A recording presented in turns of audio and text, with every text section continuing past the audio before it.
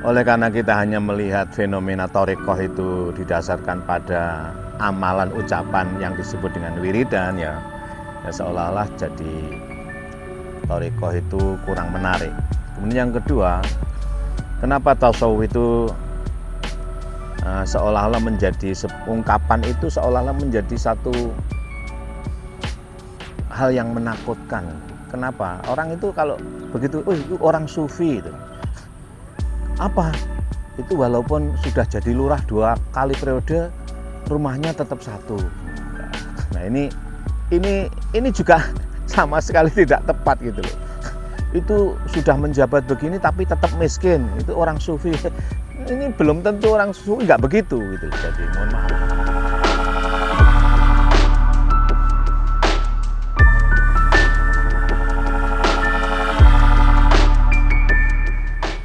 Assalamualaikum warahmatullahi wabarakatuh. Alhamdulillahi wa ba'du. Para pemirsa channel YouTube Yaimim Official dimanapun berada, semoga Tuhan yang Maha Kuasa, Allah Subhanahu wa Ta'ala, selalu melimpahkan rahmat, barokah, sehat lahir batin kepada kita semuanya. Selamat berjumpa kembali dengan saya Yaimim, ngaji filsafat, tasawuf dan thariqah. Kali ini saya ingin menyampaikan terhadap satu ungkapan atau statement dari beberapa teman ya, yang mengatakan sudahlah nggak usah belajar tasawuf dulu, syariate di API, nggak usah belajar tasawuf, nanti bahaya, itu ilmu bahaya, syariate di API. Seolah-olah ini pernyataan ini atau perkataan atau ungkapan ini itu benar seolah-olah, namun kurang tepat. Jadi begini loh ya, saya ingin memberikan satu penjelasan secara sederhana begitu. Kenapa begitu ya?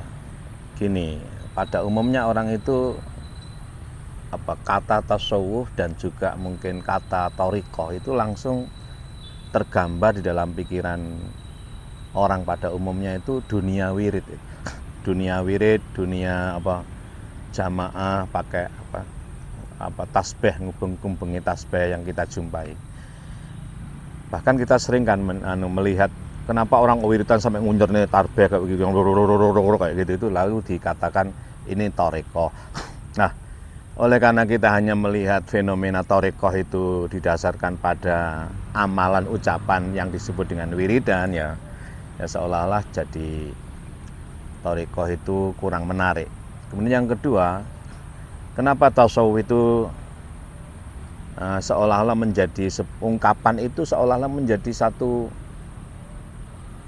hal yang menakutkan. Kenapa? Orang itu kalau begitu, itu orang sufi itu.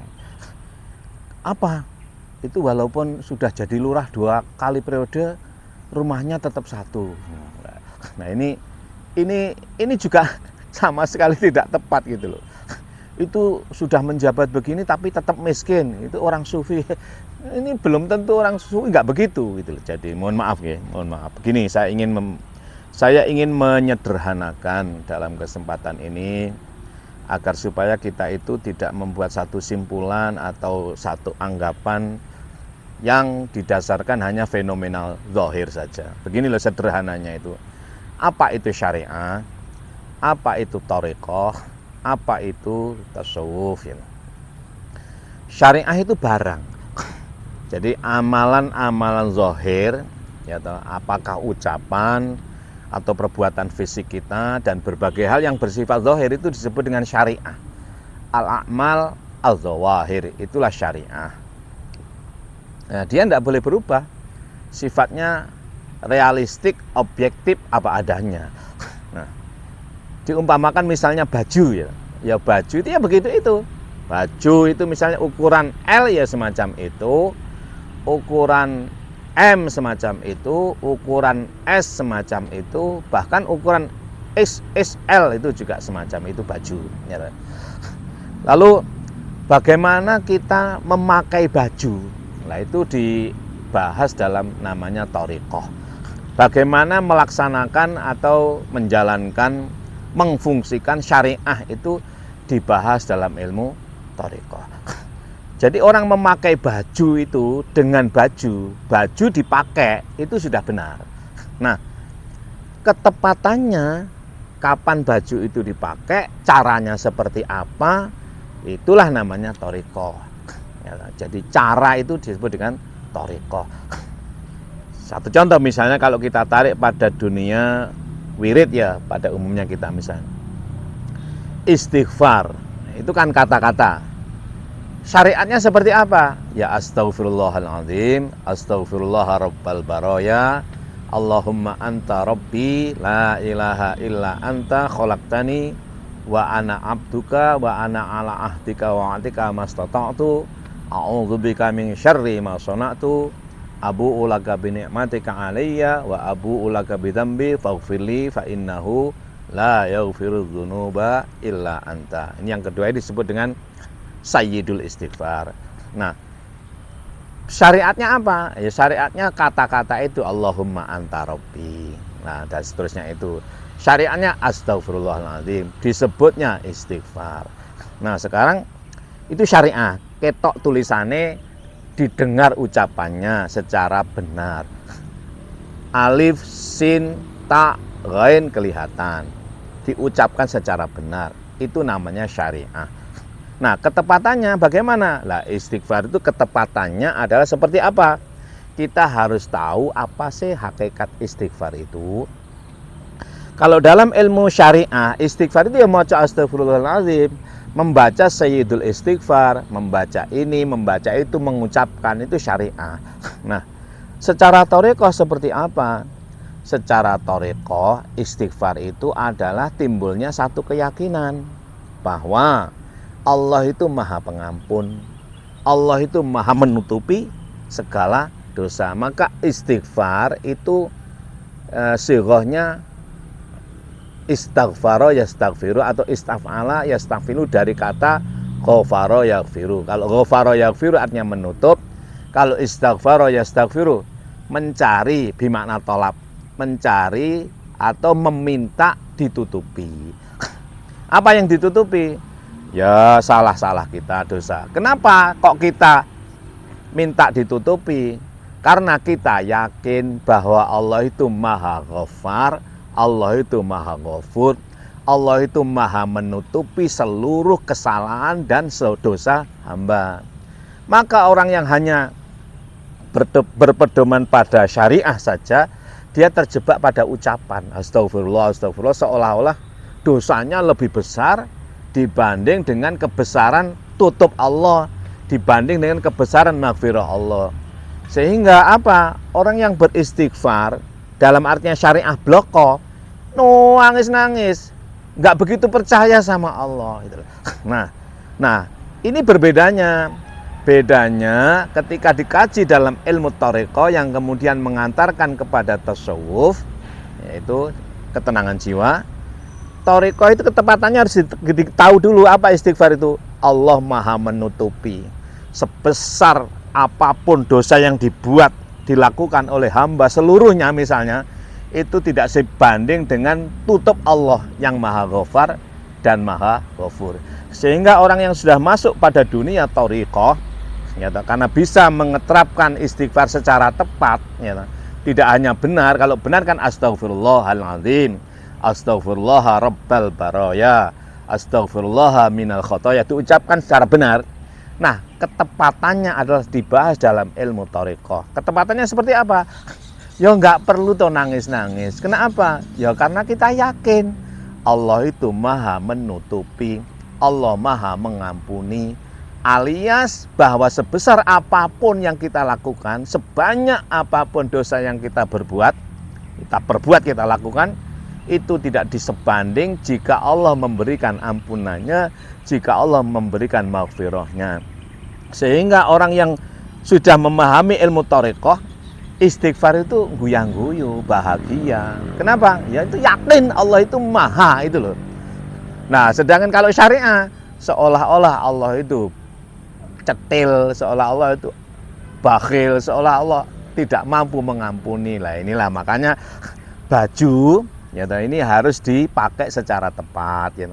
Yang lengan di lengan, gitu. Yang mana kancing juga di kancing. Lah, selanjutnya ketika syariah itu ucapannya istighfar misalnya benar, gitu, disadari, dilakukan secara tepat, maka timbullah namanya rasa nikmat, ya toh, bahagia, senang, yakin, itu namanya tasawuf. Baju syariah, cara memakainya thariqah. Dampak daripada baju yang kau pakai secara tepat pada momentum yang pas mantenan pakai baju ini, pas ke masjid pakai baju ini, enak nyaman ya toh, merasa nikmat, tidak salah kostum dan lain sebagainya, itu tasawuf, itu hati. Makanya syariah, thariqah, tasawuf nggak bisa dipisahkan.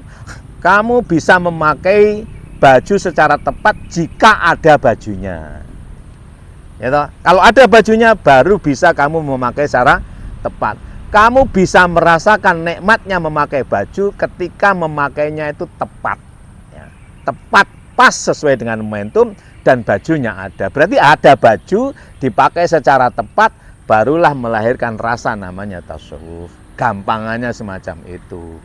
Nah, kalau kita tarik dalam sholat misalnya, atau apalah amalan perbuatan kita, sholat itu yang rukun 13 jumlahnya. Ada rukun qauli ucapan, ada rukun fi'li perbuatan, rukun qauli jumlahnya 5, rukun perbuatan jumlahnya 6, kemudian ada rukun qalbi dan tartib sehingga menjadi 13. Itu namanya syariah. Rukun qauli Allahu Akbar, bunyinya Allahu Akbar. Rukun qauli Al-Fatihah mulai dari bismillah sampai waladhdallin dan seterusnya. Itu namanya syariah.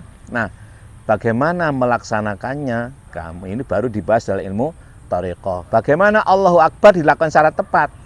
Kalau Allahu Akbar itu kamu ucapkan tidak dirubah kalimatnya, itu syariah benar. Tapi ketepatannya, pasnya, gitu, kapan Allahu Akbar diucapkan, bagaimana, seperti apa, ini dibahas dalam ilmu thariqah. Nah, pas momen, kalau misalnya siang bolong begini ya, pagi hari itu Allahu Akbar, ya, pewanter, kan ya membingungkan orang, kurang tepat gitu kan. Allahu Akbar itu tepat, gitu, kalau diucapkan pada saat sholat, yang dimulai dari subuh, zuhur, asar, maghrib, isya misalnya loh ya, atau maghrib, isya, subuh, zuhur, asar. Pas waktunya itu, waktu masuk rakaat pertama Allahu Akbar rukun qauli, kalimatnya aja dirubah, jangan Allahur Rahman, Allahu Akbar. Momentumnya tepat, waktunya tepat, itu namanya thariqah. Jadi tidak sekedar Allahu Akbar, terkait dengan waktu, terkait dengan ketepatan, tempatnya di mana, saat melakukan apa, takbir diucapkan.